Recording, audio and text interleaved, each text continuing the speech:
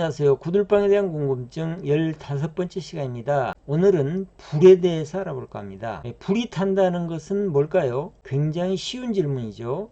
그런데 막상 불이 탄다는 것에 대해서 정확하게 알고 있는 사람이 적습니다. 불을 잘 다루려면 불에 대해서 정확히 알고 있어야 되겠죠.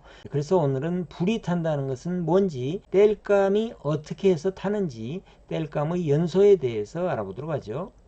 사실은 땔감이 탄다는 것이 그렇게 간단한 과정이 아닙니다. 나무 땔감은 사실은 직접 타지를 않습니다. 아니 이게 무슨 얘기예요? 땔감이 지금 타는 모습이 사진에서 직접 보이잖아요. 그런데 사실은 자세히 보면 장작이 바로 타는 게 아닙니다. 몇 단계를 거쳐서 타는 거거든요. 땔감이 타는 과정을 단계별로 나눠서 보면 이렇습니다. 첫 번째 1단계는요. 땔감이 먼저 가열이 돼야 됩니다. 땔감에 열이 가해져야 된다는 얘기죠. 연소의 3요소가 땔감, 산소, 그리고 발화 온도죠. 발화 온도 이상의 온도, 열이 가해져야 땔감이 타는 과정이 시작이 됩니다. 이렇게 열이 가해지면 1단계로 땔감 안에 있는 물이 증발을 하는 단계입니다. 1단계는 아무리 잘 말린 땔감에도 15 내지 20%의 수분이 포함되어 있거든요. 열이 가해지면 땔감 속에 있는 이 수분이 먼저 기화가 되는 거죠. 다음 2단계는 여기에 다시 열이 더 가해지면 고체로 구성된 이 땔감이 분해가 됩니다.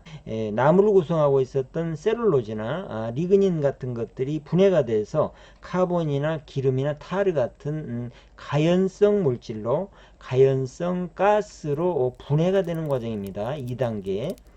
그 다음 3단계 마지막 단계에서 실제로 연소가 되는 건데요. 타는 건데요.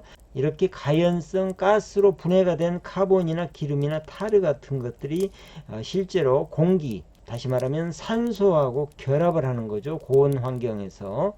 화학적으로 말씀드리면 이런 가연성 가스 안에 있는 탄소가 산소하고 결합을 하는 과정입니다. 물론 이 과정에서는 열이 필요합니다. 열이 가해지면 탄소하고 산소가 결합을 해서 이산화탄소나 일산화탄소가 만들어지면서 열이 나오게 되죠. 이 과정이 최종 연소 과정 3단계입니다. 지금 보시는 것처럼 이 촛불을 유심히 들여다보면요, 층이 보이는데요. 2개 층이 보일 수도 있고 눈이 좋으신 분은 3개 층을 보실 수도 있을 겁니다.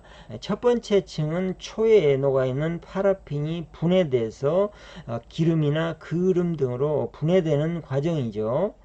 이때 온도는 최고 약 400도에서 600도까지 온도가 되고요. 두 번째 층은 이렇게 기름이나 그름이 다시 분해가 되는 층입니다. 이때 온도는 약 800도 정도가 되고요.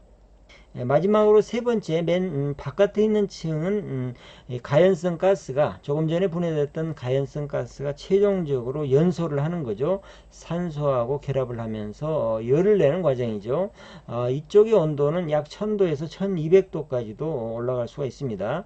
물론 여기서 말씀드리는 온도는 최적의 환경이 됐을 때 최고 온도를 말씀을 드리는 거고요. 양초가 탈 때 파라핀이 먼저 가연성 가스로 분해가 된 다음에 실제로 연소가 된다는 것을 어떻게 보시면 시각적으로 아실 수 있냐면요. 지금 이렇게 불이 타고 있는 양초를 훅 불어서 끄면 가연성 가스가 이렇게 보이죠.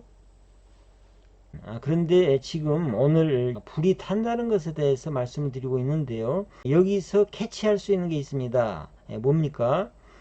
연소 과정에서는 연소 환경은 고온 환경이 돼야 연소가 잘 일어날 수 있다는 얘기죠.